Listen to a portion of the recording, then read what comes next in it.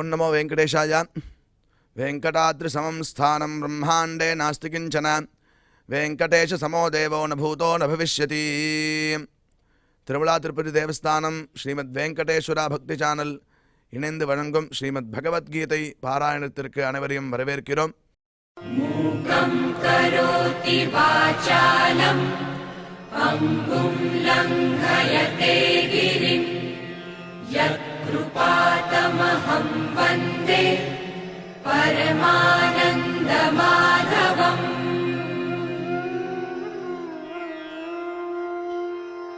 करारविन्देन पदारविन्दम् मुखारविन्दे विनिवेशयन्तम् वटस्य पत्रस्य पुटे शयानम् बालं मुकुन्दं मनसा स्मरामि.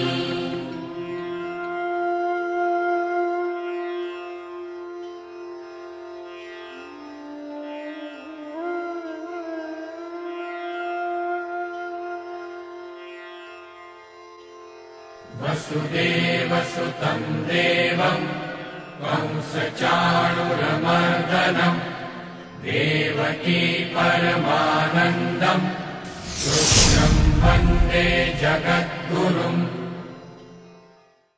நம்மளுடைய பகவத்கீதை மாஹாத்மியத்தில் யத்ர கீதா விசாரஸ்ச படனம் பாடனம் ஸ்ருதம் தத்ராஹம் நிஷ்சிதம் பிருத்வி நிவசாமி சதைவஹி என்று பகவான் பூமி தேவியை பார்த்து சொல்கிறார். எத்திர கீதா விசாரா, எந்த இடத்தில் கீதையினுடைய விசாரம் நடக்கிறதோ, படனம் அதனுடைய பாடமானது நடக்கிறதோ, பாடனஞ்ச கற்பித்தல் நடக்கிறதோ, தத்ராஹம் நிஷ்சிதம் பிருத்வி நிவசாமி, தத்ர அந்த இடத்தில் அகம் நிவசாமி நான் நிச்சயமாக அதே இடத்தில் இருக்கிறேன், சதா ஏவகி அங்கேயே நித்தியமாக இருக்கிறேன் என்று பகவான் எந்த இடத்தில் பகவத்கீதையினுடைய விசாரம் படனம் பாடனம் நடக்கிறதோ, ஸ்ருதம் கேட்கப்படுகிறதோ அந்த இடத்தில் நான் இருக்கிறேன் என்று பகவான் பகவத்கீதை மகாத்மியத்தில் செல்ஃப் ஸ்டேட்மெண்ட்டாக அங்கே சொல்கிறார். அப்பேற்பட்ட பகவத்கீதை பாராயணத்திற்கு அனைவரையும் வரவேற்கிறோம். அதற்கு முதலில் குரு பிரார்த்தனை மற்றும் சங்கல்பத்துடன் இந்த நிகழ்ச்சியை துவங்கலாம்.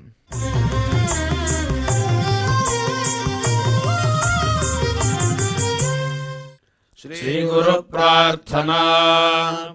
குரு பிரம்மா குரு விஷ்ணுர் குருர் தேவோ மகேஸ்வரः गुरुः साक्षात् परं ब्रह्म तस्मै श्री गुरवे नमः.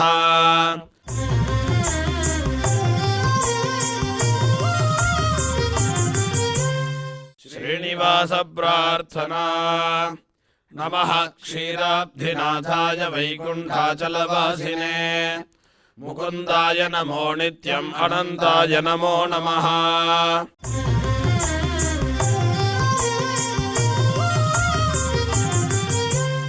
अथ श्रीमद्भगवद्गीता पारायण संकल्पः. श्रीमदादिवराह क्षेत्रे विराजमानस्य अखिलाण्डकोटि ब्रह्माण्ड नायकस्य श्रीपद्मावती जानेः भगवतः श्रीवेङ्कटेश्वर स्वामिनः दिव्यसन्निधौ जगद्गुरोः श्रीकृष्ण परमात्मनः अनुग्रहेण समस्त प्रपंचस्य विशेषतः भारतदेशस्य उत्तरोत्तर शुभ संपत् समृद्ध्यर्थं श्रीमद्भारतदेशगत तपस्वी जन तपोबल वृद्धि द्वारा समस्तस्यापि मानव समाजस्य सर्वारिष्ट परिहारार्थम् एतद्देशवासिनां सर्वेषां सज्जनानां योगक्षेमार्थं राष्ट्रविरोधिनां निबर्हणद्वारा जनानां चित्तशान्ति चित्तस्थैर्य सन्तोषादि अभिवृद्ध्यर्थम् एतद्देशवासिना परस्परविद्वेष परस्परनिन्दा परस्परहिंसादीनां निवृत्त्यर्थम् परस्परसौमनस्य सिद्ध्यर्थम् समस्तपापक्षयार्थम् श्रीमन्नारायणप्रीत्यर्थम् श्रीपरमेश्वरप्रीत्यर्थम् श्रीमद्भगवद्गीतायाः अखण्डपारायणम् करिष्यामहे।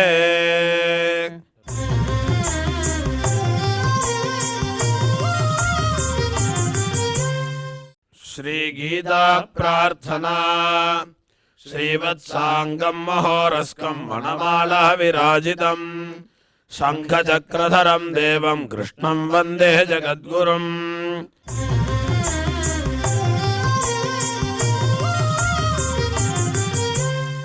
पार्थाय प्रतिबोधितां भगवता नारायणेन स्वयं व्यासेन ग्रथितां पुराणमुनिना मध्ये महाभारतम् अद्वैतामृतवर्षिणीं भगवतीम् अष्टादशाध्यायिनीम् अम्ब त्वामनुसन्दधामि भगवद्गीते भवद्वेषिणीम्।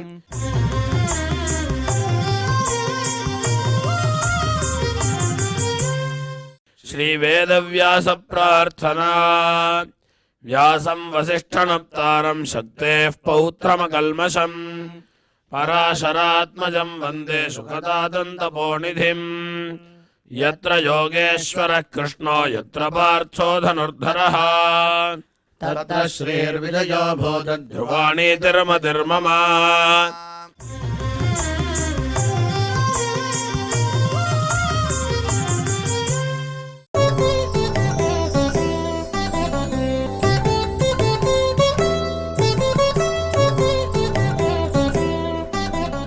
न च मां तानि कर्माणि निबध्नन्ति धनञ्जय उदासीनवदासीनमसक्तं तेषु कर्मसु मयाध्यक्षेण प्रकृतिः सूयते सचराचरम् हेतुनानेन कौन्तेय जगद्विपरिवर्तते। இப்பொழுது திரு ஊபே அனந்தபத்மநாபாச்சாரியார் சுவாமிகள் இந்த ஸ்லோகங்களுக்கு அர்த்தங்களை நமக்கு விவரிப்பார். அதை கேட்டு மகிழ்வோம்.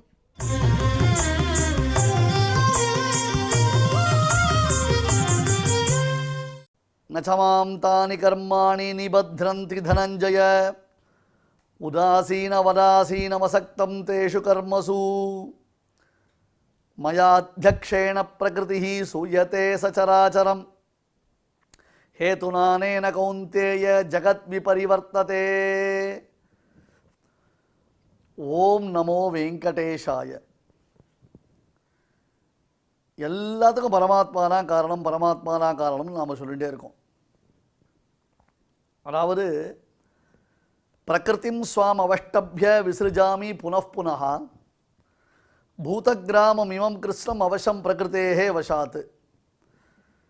பலவித மாற்றங்களை உடையதான எனக்கு சேஷபூதமாக இருக்கக்கூடிய இந்த பிரகிருத்தியை நான் 8 விதமாக ஆக்கி தேவ திரியக்கு பசு பக்ஷி ஸ்தாவர சுர நர என்பதாக பலவிதமான பாகங்களாக பண்ணுறேன்னு பரமாத்மா அருளி செய்தான். அதுக்கப்புறம் இப்போ மேற்கொண்டு என்ன சொல்கிறான் அப்படி கேட்டால், இந்த மாதிரி படைப்புகளில் பல வித்தியாசங்கள் ஏற்படுகிறது என்றால் அவற்றிற்கு நான் காரணபூதன் அல்ல என்று பரமாத்மா அருளி செய்தான். ரொம்ப கன்ஃபியூசிங்காக இருக்கும் இந்த இடத்துல வரச்சே. சுவாமி அவர் தான் பண்ணுறார், ஆனால் நான் பண்ணல அப்படின்னு அவர் எப்படி சொல்கிறார்? சில சமயம் நாம் கூட வேடிக்கை பார்க்குறோம் இல்லையா? அதாவது மாப்பிள்ளை அவர் ஆனால் சட்டை எந்து அப்படின்ற மாதிரி. சட்டை எந்து தான் ஆனால் நான் மாப்பிள்ளை இல்லை, அதை எப்படி வச்சுக்கோங்க. சட்டை எந்து தான் ஆனால் நான் மாப்பிள்ளை இல்லை அப்படின்னு சொன்னால் எப்படி இருக்கும்? அந்த மாதிரி நான் தான் படைக்கிறேன் ஆனால் எனக்கு அதுக்கு சம்பந்தம் இல்லை அப்படின்னு பரமாத்மா சொல்கிறான். என்ன சுவாமி இது இப்படி எப்படி ஒத்துக்க முடியும் இது அப்படி கேட்டால், மகான்களுடைய ஸ்ரீசுக்திகள் உள்ள அர்த்த விசேஷங்களை நாம் ரொம்ப ஜாக்கிரதையாக ரொம்ப கேர்ஃபுல்லாக வாட்ச் பண்ணணும். அடியன் பல முறை சொல்லியிருக்கேன், எடுத்தேன் கவுத்தேன்ற மாதிரி நாம் இது அப்படியே தடவிண்டு போயிடக்கூடாது. நச்சமாம் தானி கர்மாணி நிபத்ரந்தி தனஞ்சய உதாசீன வதாசீனம் அசக்தம் தேஷு கர்மசு. இங்கே ஒரு அழகான பதம் போட்டார், தனஞ்சயன்னு ஒரு பதம் போட்டார். அர்ஜுனனுக்கு தனஞ்சயன் ஒரு பெயர் உண்டு. ஏன் தெரியுமா அவனுக்கு? அதாவது உத்தர குருன்னு ஒரு தேசம் இருந்தது, ஒரு காலத்தில் இருந்தது. உத்தரப்பிரதேசம் மாதிரி வச்சுக்கோங்களேன். அந்த தேசத்திற்கு போய் அவன் யுத்தம் பண்ணி அங்கே இருக்கிற ராஜாக்கள் எல்லாம் ஜெயித்து அவர்களுடைய செல்வத்தை கொண்டு வந்து தர்மபுத்திரருக்கு காணிக்கையாக்கினான். அவர் பெரிய ராஜசூய யாகம் பண்ணினார். அவ்வளோ பெரிய சக்கரவர்த்தியாக இருந்து ராஜசூய யாகம் பண்ணுறதுக்கு அது கூட அவருக்கு திரவியம் தேவைப்பட்டது, பணம் தேவைப்பட்டது. அந்த பணத்தை சம்பாதிக்கணும்னா க்ஷத்ரியன் என்ன பண்ணணும்? யுத்தம் பண்ணி ஜெயிக்கணும். அந்த மாதிரி அவன் போய் யுத்தம் பண்ணி ஜெயித்துட்டு வந்தான். அப்படி ஜெயிச்சுட்டு வந்ததுனால் அவனுக்கு என்ன பேர்? தனஞ்சயன் என்பதாக பெயர். அர்ஜுனா, இப்போ நீ என்ன பண்ண? ஒரு கர்மா பண்ண. அந்த கர்மாவில் ஜெயித்து பணத்தை கொண்டு வந்தாய். அதுக்கு யார் உரியவன்? நீ தான் உரியவன். அந்த மாதிரி இப்போ நான் ஒரு கர்மா பண்ணுறேன், உலகத்தை சிருஷ்டிக்கிறேன், 8 விதமாக சிருஷ்டிக்கிறேன், ஆனால் எனக்கு அதுக்கு சம்பந்தம் இல்லை. அப்படி சொன்னால் அங்கே தான் ஒரு கன்ஃபியூஷன் வரும். கொஞ்சம் கிளாரிட்டியோடு கொடுக்குறேன், கவனிச்சுப்பார் அப்படின்னு பரமாத்மா அருளி செய்கிறான். உதாசீன வதாசீனம் அசக்தம் தேஷு கர்மசு. ஹே அர்ஜுனா, தனஞ்சய, செல்வத்தை வென்றவனே, தேஷு கர்மசு என்பதாக, ஏற்றத்தாழ்வு உடைய படைப்பில். ஒருத்தன் பிச்சைக்காரனாக இருக்கான், ஒருத்தன் பணக்காரனாக இருக்கான். ஒருத்தன் ஆரோக்கியத்தோடு இருக்கான், ஒருத்தன் ஆரோக்கியம் இல்லாமல் இருக்கான். ஒருத்தன் பிள்ளைக்குட்டியோடு இருக்கான், ஒருத்தன் பிள்ளைக்குட்டி இல்லாமல் இருக்கான். ஒருத்தன் உறவுகளோடு இருக்கான், ஒருத்தன் உறவுகள் இல்லாமல் இருக்கான். ஒருத்தனுக்கு கை கால் நன்னா இருக்குது, ஒருத்தருக்கு கை கால் நன்னா இல்லை. எவ்வளோ பிரச்சனைகள் இருக்குது உலகத்தில். இந்த படைப்புன்றதை நம்ம யோசிக்க ஆரம்பித்தோன்னா ராத்திரி 2 மணிக்கு எழுந்து உட்காந்து மறுபடியும் ஏதாவது யோசிக்க ஆரம்பிச்சிடணும். நாம் படுத்துக்கிறதே 11:30 மணிக்கு மேலே படுத்துப்போம். திருப்பி இதை யோசித்தோன்னா மறுபடியும் தூக்கம் போயிடும். அந்த அளவுக்கு நமக்கு படைப்பில் எவ்வளோ வித்தியாசங்கள், ஏற்றத்தாழ்வுகள் இதெல்லாம் ஏற்படுகின்றன. அப்படி தேஷு கர்மசு அசக்தம், தேஷு கர்மசு, அத்தகையது ஒரு படைப்பில், வித்தியாசமான ஒரு படைப்பில், பல விசித்திரமான இந்த படைப்பில், அசக்தம் உதாசீனவத்து, பற்றுதல் அற்றவனாக, உதாசீனவற்று, ஒன்றுமே கண்டுக்காம, எதையுமே அதில் சம்பந்தம் இல்லாமல், ஆசீனம் மாம், அப்படி இருக்கக்கூடியதான என்னை, தானி கர்மாணி, அதாவது பெரும் ஏற்றத்தாழ்வை விளக்கக்கூடிய அந்த கர்மாக்கள், ஏற்றத்தாழ்வை விவரணம் செய்யக்கூடிய அந்த கர்மாக்கள், ந நிபத்னந்தி, உதாசீனவத்து, ஒன்றுமே செய்யாதவன் போல் ஆசீனம் இருக்கேன், ஏதோ பண்ணிட்டு இருக்கேன் தவிர்த்து ஒன்றுமே பண்ணாத மாதிரி உட்கார்ந்துருந்தா, மாம் தானி கர்மாணி, அத்தகையதான என்னை இந்த கர்மாக்கள், ந நிபத்னந்தி, இவன் தயை கிடையாது, இவன் பக்ஷபாதம் உடையவன் இந்த பகவான் அப்படின்னு இவன்கிட்ட ஒரு குற்றச்சாட்டு, அவன் பேரில் ஏதாவது ஒரு தோஷத்தை உண்டாக்குமா? இத்தனை பிரச்சனைகளை ஏற்படுத்தினான் பெருமாள். என்னப்பா இவன் எங்காத்து எதிராத்தில் இருக்கிறவர் நல்லா சௌக்கியமாக இருக்கார், நான் தான் கஷ்டப்பட்டுருக்கேன். ப்ராப்ளம் எங்கே? உனக்கு எதிராத்தில் இருக்கிறவர் சௌக்கியமாக இருக்கக்கூடாதுன்னு ப்ராப்ளம் ஆகிடுது. இதான் மனசு இல்லையா? இப்படி ஏற்றத்தாழ்வை காண்பிக்கக்கூடிய பலவிதமான விசித்திரமான இந்த சிருஷ்டிகள் என்னை கட்டுப்படுத்தாது. என்ன அர்த்தம்? சரீரத்தில் ஏற்படக்கூடிய சுகதுக்காதிகளுக்கோ அல்லது வாழ்க்கையில் அவரவர்களுக்கு உண்டாகக்கூடிய ஏற்றத்தாழ்வுகளுக்கோ நான் எந்த விதமான காரணமும் அற்றவன், எனக்கு அவற்றில் எந்த சம்பந்தமும் இல்லை. அந்த விஷயத்தில் நான் உதாசீனாக இருக்கிறேன், பொறுப்பற்றவனாக இருக்கிறேன். இப்படி நான் படைப்பதினாலே எனக்கு தோஷங்கள் எதுவும் சம்பவிக்காது. விட்டுடுவோமா? நம்ம எல்லாத்தையும் பண்ணி முடிச்சுட்டு, இல்லை எனக்கு இதுக்கு சம்பந்தமே இல்லை, நான் இதை பண்ணவே இல்லை. சின்ன பசங்க அழகாக டப்பாலேருந்து வெள்ளத்தை எடுத்து கையில் மறைச்சிண்டு என் கையில் ஒன்றுமே இல்லையே அப்படின்னு சொல்லும். குழந்தைகள்லாம் வேடிக்கையாக இருக்கும். அந்த மாதிரி இல்லைன்னு சொல்லிட்டா விட்டுடுவாடா? சுவாமி நீர் தான் சிருஷ்டிக்கிறேன், நீரே சொல்றீர். ஏற்றத்தாழ்வுகளுடன் சிருஷ்டிக்கிறேன் என்பதையும் நீர் தான் சொல்றீர். அப்படி ஏற்றத்தாழ்வுகளுடன் சிருஷ்டிப்பதற்கு நான் காரணம் இல்லை, ஏனென்றால் என்னிடத்தில் பக்ஷபாதம் என்பது கிடையாதுன்றீர். என்ன லாஜிக் இது? அபத்தமாக இருக்கே இது அப்படின்னு ஒரு தோணும். இந்த அடுத்த ஸ்லோகத்தை பார்த்தா இதனுடைய அர்த்தம் அழகாக நமக்கு புரிஞ்சிடும். இப்போ தானி கர்மாணி என்பதற்கு பொருள் என்ன? படைப்பு, அழிப்பு முதலான கர்மாக்கள். இது கவனிக்கணும். இங்கே பரமாத்மாவிற்கு புண்ணிய பாப ரூபமான சப்தம், கர்மானா புண்ணிய பாபம் என்பது அர்த்தம் வராது. இப்போ புண்ணிய பாபத்தை பற்றி விசாரம் இல்லை. நான் செய்யும் செயல்கள், படைப்பு, படைத்தல், அழித்தல், காத்தல் இப்படின்றவை இங்கே சொல்லப்படுகிறது. அதனால் இந்த கர்ம சப்தத்தினாலே புண்ணிய பாபம் இந்த கான்டெக்ஸ்டில் இல்லை. நான் எத்தனையோ தடவை சொல்லியிருக்கேன், கான்டெக்ஸ்டில் தான் புரிஞ்சுக்கணும். ஒரே அர்த்தத்தை கொடுக்கக்கூடிய பல சப்தங்கள் இருக்கலாம், ஆனால் அதை சரியான இடத்துல உபயோகப்படுத்தணும். எக்ஸாம்பிள் சொல்லியிருக்கேன், முதல் அத்தியாயத்தில் சொல்லியிருக்கேன், மறுபடியும் வேணால் ஞாபகப்படுத்துகிறேன். சம்ஸ்கிருதத்தில் அப்தபூர்த்தி அப்படின்னாலும் ஆப்தீகம் என்றாலும் ஒரே அர்த்தம்தான், புரிஞ்சுக்கோங்க. எந்த லாங்குவேஜாக இருந்தாலும் ஒரே மீனிங்காக இருக்கலாம், ஆனால் அதை கான்டெக்ஸ்ட்டில் யூஸ் பண்ணிச்சே வேறு மாதிரி யூஸ் பண்ணணும். அப்தபூர்த்தின்னு ஒரு வாக்கியம் இருக்குது, ஆப்தீகம்னு ஒரு வார்த்தை இருக்குது. அதனுடைய மீனிங் என்ன? ரெண்டுத்துக்கும் ஒரே மீனிங் தான், இயர் எண்டிங் அப்படின்னு அர்த்தம். இயர் எண்டிங்னா ஒரு வருஷம் முடியறதுன்னு அர்த்தம். ஒருத்தருக்கு 60ஆம் கல்யாணம் முடிஞ்சது. இப்போ நம்ம அவரை போய் என்ன கேட்போம்? ஷஷ்டப்த பூர்த்தி ஆச்சா, 60 வயசு முடிஞ்சுனா உனக்கு சௌக்கியமாக இருக்கியா, நல்ல வீட்டில் விசேஷமாக செலிப்ரேட் பண்ணியா, கிராண்டாக செலிப்ரேட் பண்ணியா அப்படின்னு கேட்குறோம். ஒரு குழந்தைக்கு ஆண்டு நிறைவு நடந்தது, அந்த குழந்தைய போய் அப்த பூர்த்தி ஆச்சா அப்படின்னு கேட்போம்.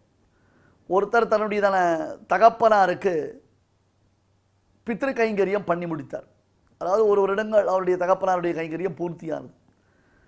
அப்போ அவரை பார்த்து என்ன கேட்கணும் அப்படின்னு கேட்டால், ஆப்தீகம், ஒரு வருடமானது முடிந்ததா. ஆப்தீகம்னு அர்த்தம், அப்தஸ்ய பூர்த்தி, இதே அர்த்தம் தான். அது முடிந்ததா அப்படின்னு நம்ம கேட்குறோம். இங்கே பாருங்க, தன்னுடைய தகப்பனாருக்கு கைங்கரியம் பண்ணுறவரை பார்த்து கேட்க வேண்டிய கேள்வின்னா ஆப்தீகம் முடிந்ததா. குழந்தைக்கு பிறந்தநாள் கொண்டாடினவரை பார்த்து கேட்க வேண்டிய கேள்வி என்ன? அப்த பூர்த்தி முடிந்ததா. ரெண்டுத்துக்கும் ஒரே மீனிங் தானே. ஆகையால் இவரை பார்த்து ஆப்தீகம் முடிஞ்சதா கேட்கலாமானார்? கேட்கக்கூடாது. ஏன் கேட்கக்கூடாதுன்னா, அந்த கான்டெக்ஸ்ட்டில் அந்த வார்த்தையானது அஸ்ட்ரீஷம். அஸ்ட்ரீஷம்னு அர்த்தம்னா அந்த வார்த்தையானது மனதுக்கு வருத்தத்தை அளிக்கக்கூடிய வார்த்தை, இர்ரெலவெண்ட்னு புரிஞ்சுக்கணும் நம்ம. அதெல்லாம் தான் சூக்ஷம். அதாவது ஒரு வார்த்தையை நாம் எப்படி பிரயோகித்தல் என்பது கூட நமக்கு ரொம்ப முக்கியமாக தெரிஞ்சுக்கணும். சாதாரண விஷயங்களை நம்ம பேசிகிட்டு இருக்கோமே தவிர்த்து உலகத்தில் நாம் பேசுறது கரெக்டாக தான் பேசிகிட்டு இருக்கோமா, கம்யூனிகேட் சரியாக தான் பண்ணுறோமா, இல்லை ஆம்படியா முன்னாடி பசங்க அவள் கூட பேசுறது மட்டும் இல்லை, சரியாக ஒரு விஷயத்தை எடுத்து சொல்லும் பொழுது நம்ம கரெக்டாக தான் கம்யூனிகேட் பண்ணுறோமான்றதை புரிந்து கொள்ள வேண்டும். அது தவிர ஒரு தடவை மற்றவர்கள் சரியாக புரிந்து கொண்டார்களா என்பதையும் நாம் ஆராய்ந்து பார்க்க வேண்டும். நாம் சொல்கிற வார்த்தைக்கு வேறு விதமாக பொருள் புரிந்து கொள்வதற்கு வாய்ப்பு இருக்கா அப்படின்றதை யோசித்து பேசணும். ஒரு செஸ் விளையாடுற மாதிரி தான் அது. என்ன பண்ணணும்? ஆப்போனண்ட்டை எப்படி மூவ் பண்ணுவான்றதை யோசித்து, என்னுடைய ஒரு மூவுக்கு ஆப்போனண்ட்டுடையதான 3 மூவ் எப்படி இருக்கும்னு யோசித்து அதை மூவ் பண்ணுறோம் இல்லையா, அந்த மாதிரி தான் வார்த்தையை பேசணும். அந்த மைக்ரோ செகண்ட் மேக்ரோ செகண்டில் மைண்டில் அது வந்து உட்காரணும் வார்த்தை. அப்படி தான் பழகணும் நம்ம. இன்றைக்கி நுனிநாக்களை பேசி மனசில் பதிய வச்சுக்காமல் வேறு காரியம் பண்ணிட்டு செல்ஃபோனை நோண்டிட்டு வேறு எதையோ பேசிட்டு நம்ம மனசில் எதையுமே பதிய வச்சுக்காமல் வார்த்தையை சொல்லிடுறோம். ஆகையால் வார்த்தையை உபயோகப்படுத்தும் பொழுது அதை ரொம்ப ஜாக்கிரதையாக பார்க்கணும். அப்போ இந்த கர்மாணின்ற சப்தத்திற்கு இந்த இடத்துல கான்டெக்ஸ்டுவலான மீனிங் என்ன அப்படின்னு கேட்டால், உலகத்தை படைத்தல் காத்தல் முதலான காரியங்கள் சொல்லப்படுகின்றன. இங்கே கர்மா என்ற சப்தத்திற்கு புண்ணியபாப ரூபமான கர்மா இல்லை என்பதை சுவாமி ராமானுஜர் காண்பித்த வழியில் வேதாந்த தேசிகன் விவரணம் செய்தருகிறார். ந நிபத்தனந்தி என்றால் என்னை கட்டுப்படுத்தாது, சம்சார பந்தம் போலையேனர் இல்லைன்னர். ஆனால் சம்சார பந்தம் பற்றி விசாரமே இல்லையே, புண்ணியபாபன்னு சொன்னால் தான் சம்சார பந்தம். அப்படி என்ன அர்த்தம்? இந்த கட்டுப்படுத்தாதுன்னா பெருமாளுக்கு கருணையே கிடையாது, பெருமாள்கிட்ட பக்ஷபாதம் பார்ஷியாலிட்டின்றது இருக்குது இல்லையா, அவர்கிட்ட மெர்சியே கிடையாது அவர்கிட்ட அப்படின்னு நினச்சிக்கிறோம். பகவான் தான் யாவரையும் படைக்கிறான். ஒருத்தருக்கு தேவ சரீரத்தை கொடுக்குறான், ஒருத்தனுக்கு ருக்ன சரீரம், உடம்புல எப்போ பார்த்தாலும் வியாதி வந்திருக்கு ஒருத்தனுக்கு, அப்படி கஷ்டப்படுறான். ஒருத்தன் தேவனாக படைக்கிறான், ஒருத்தனை ரோகியாக படைக்கிறான், ஒருத்தனை போகியாக படைக்கிறான். இதை வந்து பரமாத்மாவை எப்படி காரணம்னு சொல்ல முடியும்? அதெல்லாம் ஒரு அழகான எக்ஸாம்பிள் பார்க்கணும். நம்ம ஆற்றுல கல்யாணம், இல்லத்தில் ஒரு கல்யாணம், இப்போ தான் டக்குன்னு பைய தூக்கின ஏதாவது ஜிஆர்டிக்கு போய்டணும். இந்த எக்ஸாம்பிள்லாம் முன்னாடி சொல்லியிருக்கேன் நான். இருந்தாலும் இந்த ஸ்லோகம்ன்றது ரொம்ப அற்புதமான ஸ்லோகம்ன்றதுனால ஒரு தடவை அழுத்தி சொல்ல வேண்டியதாக இருக்குது. ஆற்றுல இருக்கக்கூடிய ஒரு தங்க காசை கொண்டு போய் அவர்கிட்ட கொடுத்து, கோல்டு ஸ்பித்துக்கிட்ட கொடுத்து, ஐயா இந்த மாதிரி எனக்கு வீட்டில் கல்யாணம் நடக்க போகிறது, அதற்காக நீ எனக்கு ஒரு தாலி பண்ணி கொடு, திருமங்கல்யம் பண்ணி கொடுன்னு சொல்கிறோம். இன்னொருத்தர் தான் ஒரு காசை கொண்டு வந்து கொடுத்து மோதிரம் பண்ணி கொடுன்ற, இன்னொருத்தர் செயின் பண்ணி கொடுன்றார். இப்போ யார் யாருக்கு என்ன தேவையோ அவற்றுக்கு ஏற்றார் போல் அதை பண்ணி கொடுக்குறான். அவங்ககிட்ட போயிட்டு அவருக்கு மட்டும் மோதிரம் பண்ணி கொடுத்தியே, எனக்கு மட்டும் செயின் பண்ணி கொடுத்தியே, இன்னொருத்தருக்கு மட்டும் திருமங்கல்யம் பண்ணி கொடுத்தேன்னு சண்டை போடலாமா? நீ என்ன கொடுக்குறியோ அதற்கு ஏற்றார் போலே தான் அவர்கள் உனக்கு தேவையானதை செய்து கொடுப்பார்கள். அதுபோல பரமாத்மா இந்த ஜகத்தை சிருஷ்டிப்பது என்பது அவனுக்கு அது பிரதிபந்தகமாகாது, அவனை அது கட்டுப்படுத்தாது. நச்சமாம் தானி கர்மாணி நிபத்னந்தி தனஞ்சய உதாசீன வதாசீன அசக்தம் தேஷு கர்மசு மயாத்யக்ஷேண பிரகிருதி சூயதே சச்சராச்சரம் ஹேதுனானேன கௌந்தேய ஜகத் விபரிவர்த்ததே. இது 10வது ஸ்லோகம். இந்த ஸ்லோகத்தில் சூக்ஷ்மமாக ஒரு கேள்வி கேட்கலாம். இவ்வளோ நாள் நம்ம பகவத்கீதை கேட்டுட்ருக்கோம். கையில் புஸ்தகம் இருக்கோ இல்லையோ பரவாயில்ல, காதில் பகவத்கீதை நல்ல விஷயம் எழுது. சுவாமி, இந்த பிரகிருத்தியை பரமாத்மா சிருஷ்டிக்கிறான். அதில் புண்ணிய பாப ரூபமான காரியங்களுக்கு தக்கபடி, அதாவது அவரவர்களுக்கு ஏற்றாற் போலே சரீரங்கள் ஏற்படுகின்றன, சுகதுக்காதிகள் உண்டாகின்றன. இப்போ இதுக்கு எதுக்கு தலையை சுற்றி மூக்க தொடரும்? பிரகிருத்தினால ஒருத்தனுக்கு சுகதுக்கங்கள் உண்டாகின்றது. ஒருத்தன் தேவனாக பிறக்கிறான், ஒருத்தன் மனுஷனாக பிறக்கிறான், ஒருத்தன் பாவர்ட்டியாக பிறக்கிறான், ஒருத்தன் பெரிய மில்லியனராக ட்ரில்லியனராக பிறக்கிறான். இதுக்கெல்லாம் பிரகிருதி காரணம்னு சொல்லிட்டு போயிடலாம், ஈஸியாக பண்ணிடலாம், ரொம்ப ஈஸியாக. இது ஒரு அழகான சிஸ்டம். பிரகிருத்தியை ஜகத்துக்கு காரணமாக்கி சொல்லுபவர்கள் சாங்கியர்கள் என்னும் கொள்கையை உடையவர்கள். நல்லா கவனிக்கணும். சாங்கியம், யோகம், பாசுபதம், நியாயம், வைசேஷிகம், இதெல்லாம் டிஃப்ரெண்ட் டைப்ஸ் ஆஃப் ஃபிலாசபிஸ். சாங்கியம் அப்படின்னு ஒரு ஃபிலாசபி இருக்குது. இதை கொண்டு வந்தவர் யார்? கபில மகரிஷி. பாகவதத்தில் கபில வாசுதேவர் கதை படிச்சிருப்பீங்களோ இல்லையோ? பாகவதத்தில் கபிலர் தேவஹூதி என்பதாக அவர்களை பற்றி தெரிஞ்சுருக்கோம் இல்லையா? அந்த கபிலர் தேவஹூதி, அதில் அந்த கபிலருடைய தாயார் தேவஹூதி. அந்த கபிலர் தான் ஒரு மதத்தை உண்டு செய்தார். அந்த மதத்திற்கு என்ன பேர்? சாங்கியம் என்பதாக பேர். இந்த கபிலரை வேதம் கொண்டாடுது. ரிஷிம் பிரசூதம் கபிலம் என்று இந்த மதத்தை, இந்த மகர்ஷியை வேதம் கொண்டாடுது. அப்பேற்பட்டதான பெருமை பெற்ற மகர்ஷி தான். ஆனால் ஒரு இடத்துல அந்த மகர்ஷியினுடைய கொள்கையை சூத்திரக்காரரான வேதவியாசர் கண்டிக்கிறார். பிரம்மசூத்திரங்களை வியாசர் எழுதினார், நமக்கு தெரியும் இல்லையா? அந்த பிரம்மசூத்திரத்தில் 2வது அத்தியாயத்தில் முதல் பாதத்தில் முதல் அதிகரணம் ஸ்மிருத்யதிகரணம் என்பதான ஒரு அதிகரணம். அதுக்கு அடுத்தது யோக பிரத்யுக்த அதிகரணம், அப்புறம் விலக்ஷணத்வாதிகரணம். வாயிலே வராது, ரொம்ப கஷ்டப்படாதீங்க, இதை பற்றி விசாரம் இல்லை. இதெல்லாம் வெறும பெயர்கள் தான், அவ்வளோதான், வேற ஒன்றும் இல்லை. அதில் அந்த மகர்ஷியினுடைய கொள்கை கண்டிக்கப்படுகிறது சூத்திரக்காரர்களே. ஸ்மிருத்யனவகாச தோஷ பிரசங்க இது சேன்ன அந்நியஸ்மிருத்யனவகாச தோஷ பிரசங்காத் அப்படின்னு ஒரு சூத்திரம். இதை வைத்துத்தான் சுவாமி ராமானுஜர் விவரணம் செய்கிறார் ஸ்ரீபாஷ்யம் என்னப்படக்கூடிய தன்னுடைய பிரம்மசூத்திர வியாக்கியானத்தில். ஐயா, வேதத்தில் புகழப்படும் பெருமை பெற்றவர் இந்த மகர்ஷி, கபில மகர்ஷி. அத்தகைய மகர்ஷி சாங்கியம் என்னும் உயர்ந்த ஒரு மதம், ஒரு கொள்கையை பிரச்சாரம் செய்திருக்கிறார். அப்பேற்பட்டதால் அந்த மகரிஷி சொல்வதைத்தான் நாம் ஏற்க வேண்டும் என்று அங்கே ஒருத்தர் இதனை ஆக்ஷேபிக்கிறார். அந்த மகரிஷி சொல்கிறதால நம்ம கேட்கணும், நாமளா ஒன்று சொல்லக்கூடாதுன்னு. என்ன கேட்கணும்?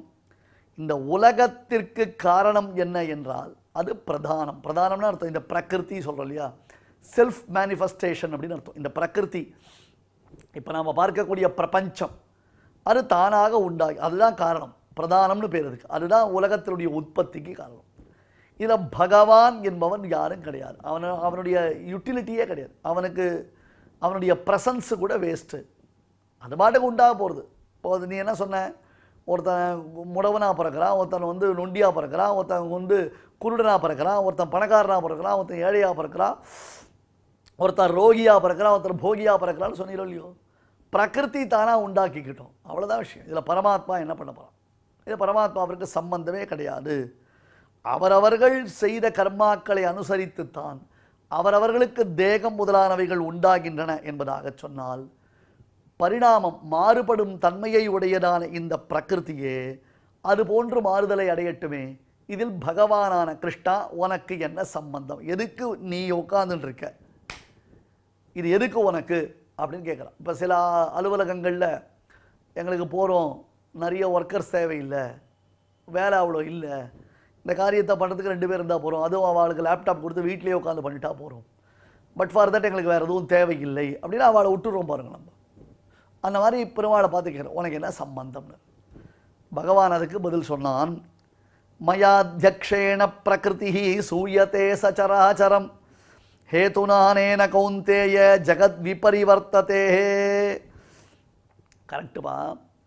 உபாதான காரணம் நிமித்த காரணம் என்பதாக 2 உண்டு. நன்னா மனசில் வாங்கிக்கோங்க, நன்னா ரொம்ப ரொம்ப கேர்ஃபுல்லாக நோட் பண்ணுங்க. நீங்கள் உபாதான காரணம் நிமித்த காரணம் என்பதாக 2 உண்டு. உபாதானம்னா என்ன? நிமித்தம்னா என்ன அப்படி கேட்டால் material cause is called as உபாதானம்னு பேர். மெட்டீரியல் காஸ்ட், இப்போ தங்கக்கட்டி இருந்தால்தான் தங்கத்தில் நகை செய்ய முடியும், மண் கட்டி இருந்தால்தான் மண்ணில் குடம் செய்ய முடியும். புரியுதா உங்களுக்கு? அதான் செங்கல் ஜல்லி இருந்தால்தான் வீடு கட்ட முடியும். அதான் உபாதான காரணம் மெட்டீரியல் காஸ்ட். அடுத்தது நிமித்த காரணம் அப்படின்னு கேட்டால் அதை ஒரு மேக்கிங், அதை ஒருத்தர் செயல்படுத்துகிறார் அல்லவா, அவருக்கு தான் நிமித்தம் அப்படின்னு பேர். நல்லா புரிஞ்சுக்கணும். இப்போ ஜகத் இருக்கு இல்லையா, இந்த உலகம், இந்த உலகத்திற்கு உபாதானம் நிமித்தம் இரண்டுமே பரபிரம்மம்னு சொல்லக்கூடிய பகவான். மயாத்தியக்ஷேன பிரகிருதிஹீன பரமாத்மா. ஐயா, மண்கட்டி இருக்கு, ஆனால் ஒருத்தருக்கு பானை வேணும், அந்த மண்கட்டியிலேருந்து பானை உண்டாகும்னு தெரியும். வெறும் மண்கட்டி இருக்கச்சே, மண்கட்டியே எனக்கு ஒரு பானை கொடு அப்படின்னா ட்ராயிங் அப்படின்னு அந்த சினிமாலாம் காமிக்கிற மாதிரி ஒரு ஜீபூமை போட்டு அப்படியே அந்த மண்கட்டி பானை ஆகிடுமா?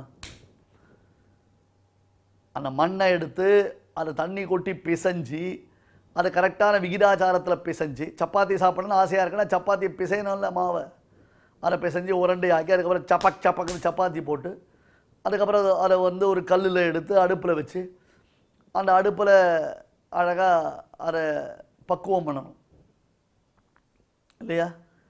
அது தெரிஞ்சால் தானே பண்ண முடியும். புதுசாக வந்திருக்கிற மாட்டு பொண்ணு ஐடி கம்பெனியில் டெக்னிக்கலில் ரொம்ப சவுண்டு டெக்னாலஜி நாலேஜ் அப்படி இருக்குது. அந்த மாட்டு பொண்ணு வரா வீட்டுக்கு, புதுசாக கல்யாணம் ஆகி வந்திருக்கா. மாமியார் அந்த மாட்டு பொண்ணுக்கிட்ட சொல்கிறான், அம்மா அடுப்பில் வெந்நீர் போட்டிருக்கேன், கேஸை சிம்மில் வச்சுட்டு வந்துரு அப்படின்னு சொல்கிறான். கொஞ்ச நேரம் தண்ணி கொதிக்கிட்டமே அப்படின்றதுக்கோசரம் கேஸை சிம்மில் வச்சிரு அப்படின்னா. அந்த மாட்டு பொண்ணு ரொம்ப டெக்னிக்கல் ஐடியா, அது வரலாம் அந்த பொண்ணு அடுப்பங்கரைக்கு போனதே கிடையாது, அடுப்பங்கரையை பார்த்ததே கிடையாது. அதனால் தன்னுடைய மாமியாரை பார்த்து கேட்குறது, அத்தை சிம் 1ல் வைக்கணுமா சிம் 2ல் வைக்கணுமான்னு கேட்டு. கேஸை சிம்மில் வைனா கேஸை சிம் 1ல் வைக்கணுமா சிம் 2ல் வைக்கணுமான்னு கேட்குறேன். அது மாதிரி விஷயமே தெரியாதவனை வச்சு அதை பண்ண முடியுமா? ஒரு மெட்டீரியல் காஸ்ட் இருக்குது அப்படின்னா ஒரு மேசன் இருந்தால் தான் வீடு கட்ட முடியும். ஜல்லி இருக்குது, சிமெண்ட் இருக்குது, மணல் இருக்குது, செங்கல் இருக்குது, என்னால் வீடு கட்ட முடியுமா? தங்க கட்டி இருக்குது, என்னால் ஒரு ஆவரணம் பண்ண முடியுமா? சப்பாத்தி மாவு இருக்குது, என்னால் சப்பாத்தி பண்ணிக்க முடியுமா? அதுக்குன்னு ஒருத்தர் இருக்கணும், அதனுடைய டெக்னாலஜியை தெரிஞ்சு அதை சரியாக யூஸ் பண்ணக்கூடிய ஒருத்தர் இருக்கணும். அவரால் தான் அதை சரியாக பண்ண முடியும். இன்னொரு ப்ராப்ளம் இருக்குது, யாருக்கு என்ன தேவையோ அதெல்லாம் கொடுக்கணும், யாருக்கு என்ன தேவை என்பதை உணர்ந்து கொடுக்கணும். பிரகிருத்தின்றது அச்சேதனம், அந்த அச்சேதனமான பிரகிருதி கரெக்டாக ஐடென்டிஃபை பண்ணி யார் யாருக்கு என்னென்னு கொடுக்குமா? டிஸ்ட்ரிபியூட் பண்ணக்கூடியதான கெப்பாசிட்டி இருக்குது அதுக்கு. அப்போ சத்திய சங்கல்பனான நான் உபாதான காரணமாக இருக்கக்கூடிய நானே நிமித்த காரணமாக இருக்கிறேன்னு தான் பகவத் ராமானுஜருடைய மிக முக்கியமான கொள்கை அபின்ன நிமித்த உபாதானம் என்பதாக பெயர். உபாதானம்னா அதை உருவாக்குவதற்கு காரணமும் பரமாத்மா தான், அதை உருவாக்குபவனும் பரமாத்மா தான். இது தனி அது தனி கிடையாது, ரெண்டுமே பரமாத்மா தான். அதாவது பிரகிருதியானது பரமாத்மாவினுடைய சங்கல்ப விசேஷத்தினாலே அவனாலே பிரேரிக்கப்பட்டு அவனாலே நியமிக்கப்பட்டுத்தான் மண்கட்டியானது குலாலனாலே நன்கு பிசைந்து எடுக்கப்பட்டு சக்கரத்தில் வைத்து சுற்றப்பட்டு அது உண்டாகிறது. இதுக்கு ஒரே ஒரு வித்தியாசம்தான் என்ன, பரமாத்மா தன்னுடைய சங்கல்பத்தினாலே பண்ணுவான். அதுதான் விஷயம். அவனுக்கு அப்பாரட்டஸ் ரெக்வயர்டுன்னு தேவையில்லை. இந்த சக்கரம் இருந்தால் தான் முடியும், அந்த தண்டம் இருந்தால் தான் முடியும் அப்படின்னா ஒரு வாத்தியக்காரர் வாத்தியம் வாசிக்கணும்னா குச்சியை பிடிக்க வச்சுட்டு அவர் எப்படி வாத்தியம் வாசிப்பார்? அந்த மாதிரி இது இருந்தால் தான் அதை பண்ண முடியும்ன்றது மற்றவர்கள் நம்மை போன்ற சாமானியர்களுடைய நிலை. ஆனால் பகவானுடைய நிலை அப்படி இல்லை. அவன் ஈஸியாக தன்னுடைய சங்கல்பமேவ பவதோ நிபுண சகாயா என்று சுவாமி தேசிகன் வரதராஜ பஞ்சாசத்தில் சாதிப்பார். சங்கல்பம் இருந்தாலே போதும், அதுக்கெல்லாம் ரொம்ப யோசிக்கவே வேண்டாம். இதை உபனிஷத் காண்பிக்கிறது. விகார ஜனனீம் அஜ்ஞாம் அஷ்டரூபாம் அஜாம் துருவாம் தியாயத்தே அத்தியாசிதா தேன தன்யதே பிரேரியதே புனः சூயத்தே புருஷார்த்தம் ச தேனைவ அதிஷ்டிதா ஜகத் கௌஹு அநாத்யந்தவதீ சா ஜனித்ரி பூதபாவினி அஸ்மான் மாயி சிருஜதே விஸ்வமேதத் தஸ்மின்ச்சான்யோ மாயையா சந்நிருத்தா. இது முதலான உபனிஷத் வாக்கியங்கள் பகவத் சங்கல்பத்தை அனுசரித்தே பிரகிருதியானது பலவிதமாக மாறுகின்றது என்று காண்பிக்கிறது. அதனால் கபிலர் முதலானவர்கள் சொன்ன அந்த சாங்கியம், அதாவது பிரதானமே ஜகத்திற்கு காரணம் என்பதையெல்லாம் பரமாத்மா ஸ்பஷ்டமாக இந்த இடத்துல ஆக்ஷேபம் செய்திருக்கிறான். இதை நாம் இப்பொழுது பார்த்திருக்கிறோம். நச்சமாம் தானி கர்மாணி நிபத்ரந்தி தனஞ்சய உதாசீன வதாசீனம் அசக்தம் தேஷு கர்மகிருத்து கர்மசு மயாத்யக்ஷேண பிரகிருதி சூயத்தே சச்சராச்சரம் ஹேதுனானேன கௌந்தேய ஜகத் விபரிவர்த்ததே. ஸ்ரீமதே பகவதே பாஷ்யகாராய நமஹ. இப்பொழுது அடியேன் சொல்கிறத எல்லாரும் திருப்பி சொல்லுங்க. நச்சமாம் தானி கர்மாணி न च मां तानि कर्माणि நிபத்னந்தி தனஞ்சயா निबध्नन्ति धनञ्जय உதாசீனவதாசீனம் उदासीनवदासीनम् அசக்தம் தேஷு கர்மசு असक्तं तेषु कर्मसु மயாத்யக்ஷேண பிரகிருதிः मयाध्यक्षेण प्रकृतिः யதே சச்சராச்சரம் सूयते सचराचरम् ஹேதுனானேன கௌந்தேய हेतुनानेन कौन्तेय ஜகத்விபரிவர்த்ததே. जगद्विपरिवर्तते.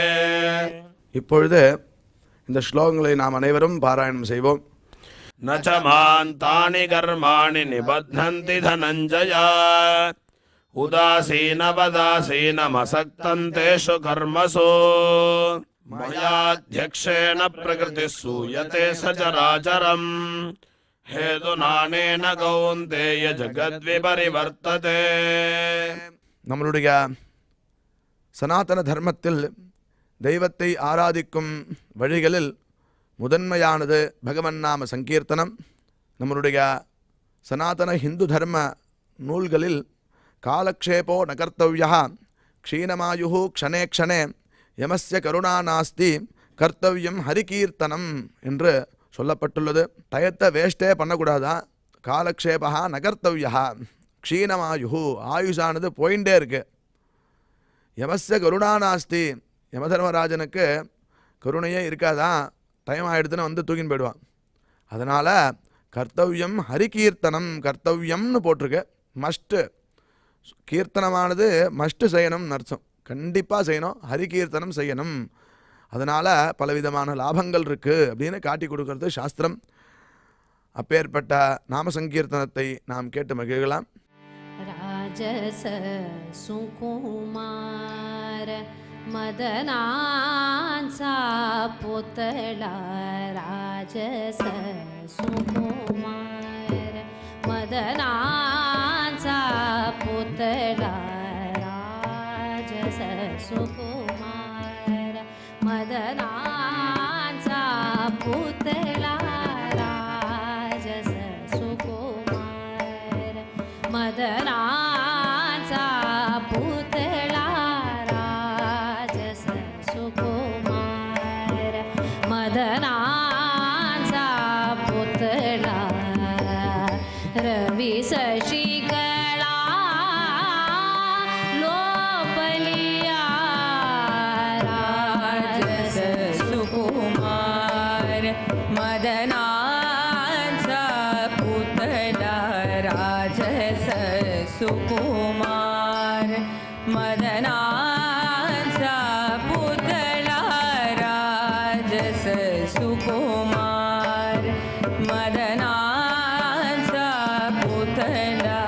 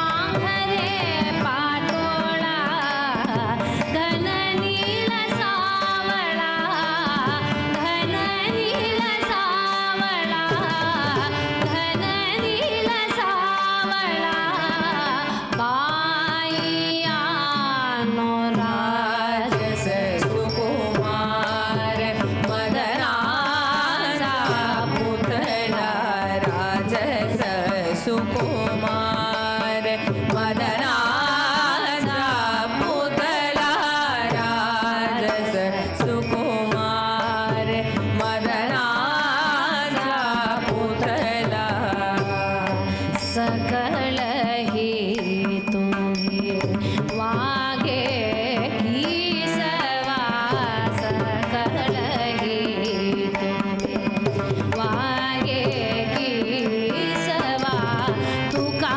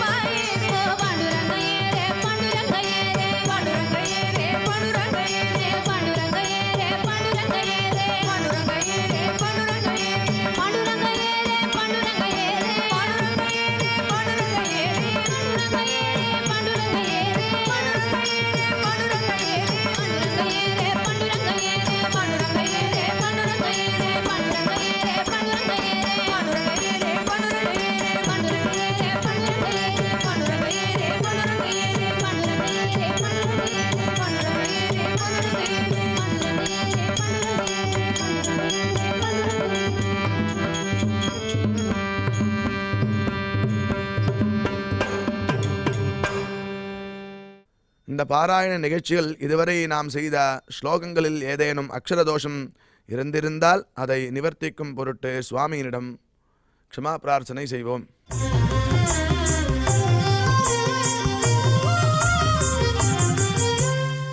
अथ क्षमा प्रार्थना यदक्षरपदभ्रष्टं मात्राहीनं च यद्भवेत् तत्सर्वं क्षम्यतां देव नारायण नमोऽस्तु ते।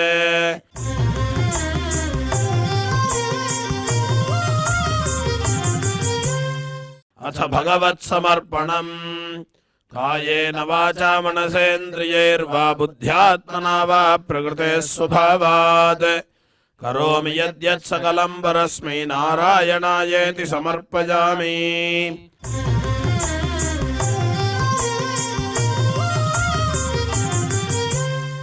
अथ लोकक्षेम प्रार्थना सर्वे भवन्तु सुखिनः सर्वे सन्तु निरामयाः सर्वे भद्राणि पश्यन्तु मा कश्चित् दुःखभाग् भवेत्. சுவாமியினுடைய பரிபூர்ண அருள் கிடைக்க வேண்டி மங்களாசாசனத்துடன் இன்றைய நிகழ்ச்சி நிறைவு பெறுகிறது. நாளை மீண்டும் இதே நிகழ்ச்சியில் சந்திக்கலாம். ஓம் நமோ வெங்கடேஷாய.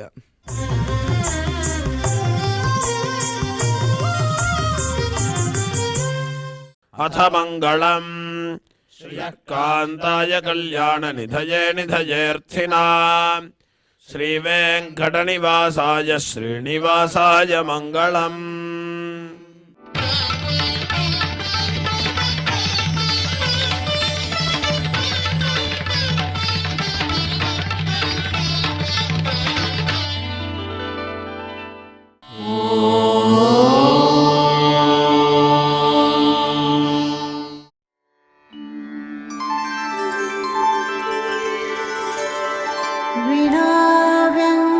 विनाव्यङ्कटेशं ननाथो ननाथः सदा व्यङ्कटेशं स्मरामि स्मरामि हरे व्यङ्कटेश प्रसीद प्रसीद